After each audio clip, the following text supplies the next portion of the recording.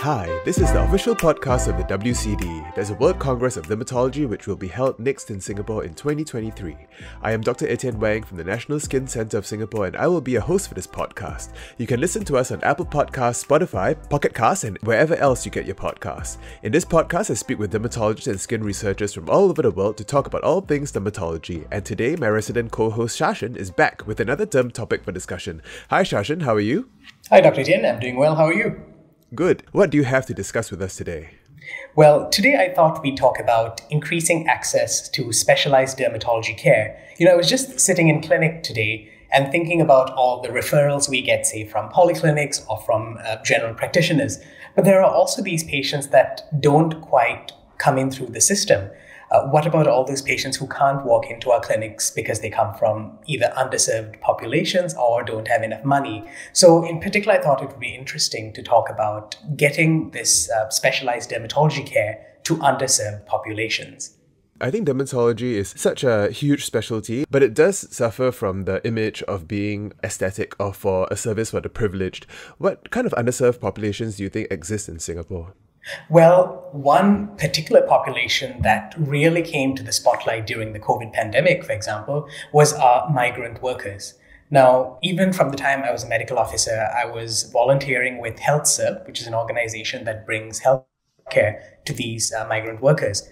And in those clinics, there were a lot of patients who would come in with a variety of skin conditions, some of which they had been treating by themselves from, say, using a cream they had bought over the counter or borrowed from a friend.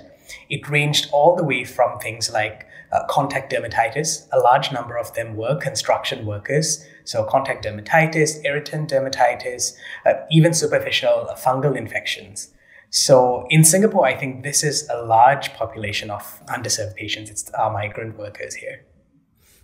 Yes, I think across the world also. In America, the uninsured are very deprived, and also people in rural areas, indigenous populations, and also the prisons. Yes, in fact, I was just reading a study that was done in the US, which quoted a figure of 40% of US citizens living in areas that were underserved by dermatologists. Quite a big figure, don't you think? Yes. Because I was just reading that a lot of areas in the US have been using student-run clinics and clinics in affiliation with free clinics to bring dermatology care to underserved populations. And telemedicine seems to be one of the hot topics in this area as well. Yeah, I think this is a huge area, and I think it's something that every dermatologist should be aware of. What other ways do you think can be implemented in our system in Singapore? Well, I know that the migrant workers themselves have a very close-knit community, and I think part of it is actually educating these potential patients on when they need to see a doctor for a skin condition, because a lot of patients I saw in these clinics had brushed off their skin condition as just saying dry skin or a rash, and they only came to us when it became so bad that they were not able to work. For example, with fissured contact dermatitis. I think part of it is educating potential patients for which skin conditions you need to go see a doctor. But another part is linking up with, say, organizations, for example, like HealthServe or even volunteer health outreach groups to look for certain conditions in underserved populations, actively reach out to them. Yes, and also, of course, empowering primary care and maybe having healthcare workers educated in dermatology working in the community as well. Absolutely, and especially within our GP community and polyclinics. Thank you, Sashen. Thank you for bringing this to our attention. In fact, my next guest will be Dr. Henry Lim, who is actually in charge of the World Skin Summit of the ILDS. Oh, that's wonderful. Waiting to hear from him too. Yes, and they will be discussing things like that, access to dermatology and global dermatology healthcare. Perfect. Okay, thank you. Bye. Thank you very much. Bye. And now I'd like to welcome Dr. Henry Lim to the podcast. He was the chair of the Department of Dermatology at Henry Ford for 20 years, and he served as president for both the American Academy of Dermatology as well as the American Dermatological Association. He's currently the vice chairman of the scientific program of the WCD in 2023, and he's on the board of the ILDS. Welcome, Henry, to the podcast. Thank you very much, Ethan, for having me. How are you in Detroit now? Yeah, I'm in Detroit. A bit cold, but otherwise we're fine. Yes, I hear it's very cold there. I understand you're also organizing the World Skin Summit this year for the ILDS? That's correct. I've been asked to be the organizer for the World Skin Summit in Lima, Peru, which is going to take place this coming October. Can you tell me more about this meeting? Well, World Skin Summit is the major meeting that ILDS organizes in between the two World Congresses. As you know, the World Congresses every 4 years. So in between, we do organize the World Skin Summit. This is going to be the third one that ILDS had organized.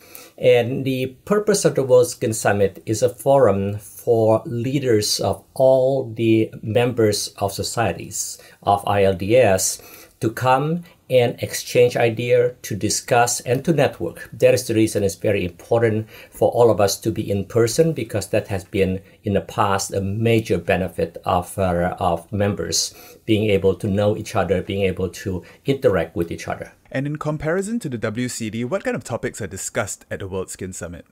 The World Skin Summit is not an educational event. So specifically, we talked about the common issue facing all of us in different parts of the world, such as whether we should continue to provide dermatology care in the appropriate manner, how to do that. Is it by dermatologists? Is it by other providers? And how do we train other providers?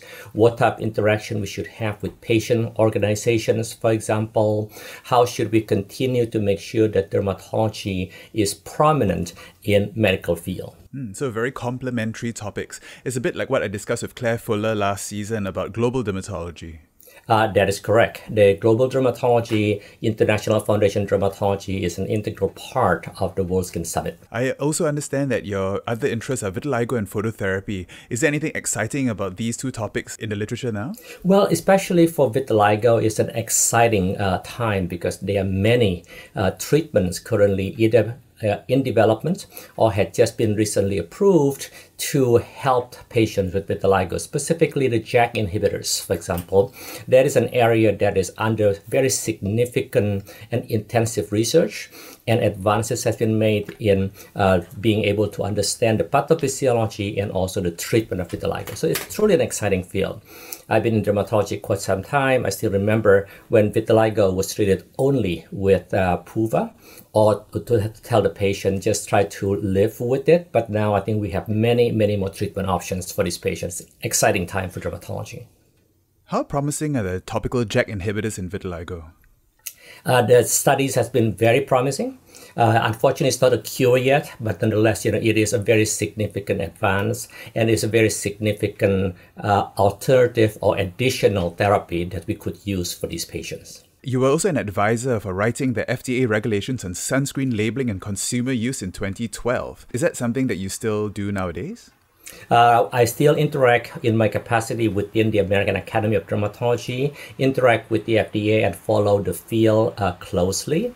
It is an area that is continuing to be evolving in the United States. As you know, FDA is asking for quite a number of additional testing, even for the UV filters that are already available in the United States. So there's significant discussion between industry and FDA how to properly do these testings so that consumer continue to have a good sunscreen in the United States. So it is an area that is quite complicated because there is intersection between science as well as regulations. Yes, and recently there's been a lot of misinformation and myths of sunscreen's components in the media. What do you have to say about that? Well, there are probably several topics that need to be addressed on that. One is that the safety of UV filters in terms of the health effect. Most of the studies should be noted has been quite short-term studies in terms of showing sunscreen having an endocrinologic effect.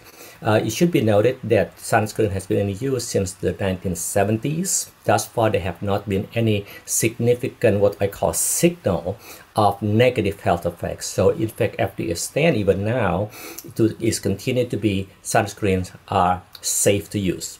The second aspect is the effect of UV filters, especially Oxybenzone, on coral reefs. Again, all the studies has been done primarily to show the negative effect on coral reefs, has been done primarily in that in vitro setting, in laboratory settings. In real life, it has been shown that the concentration of the UV filters in seawater near coral reefs actually is significantly lower than what is used in the laboratory setting. In fact, what the major cause of coral reef bleaching is probably the warming of the ocean water due to climate change. Yes. Thirdly, I know this is a topic that has been covered in previous podcasts, is the zinc oxide. That study is primarily using uncoated form of zinc oxide. And it should be noted that for all the sunscreen available, zinc oxide is used as a coated particle. And because of that, the free radicals that is generated upon exposure of UV of zinc oxide is because of the coating, it does not get into the microenvironment within the skin. So it is perfectly safe the way the zinc oxide is available and used in sunscreen at this moment. Oh, thank you for clarifying that. What's your opinion on blue light blockers that are quite popular in cosmetic ingredients nowadays? Blue light is an important component of visible light. As we know, currently all the sunscreens are, at least the vast majority of sunscreen available in the world, only cover against UVB and again shorter wavelength of UVA. So it does not cover against visible light, including blue light. Therefore, currently the best way to cover against the effect of blue light is using tinted sunscreen.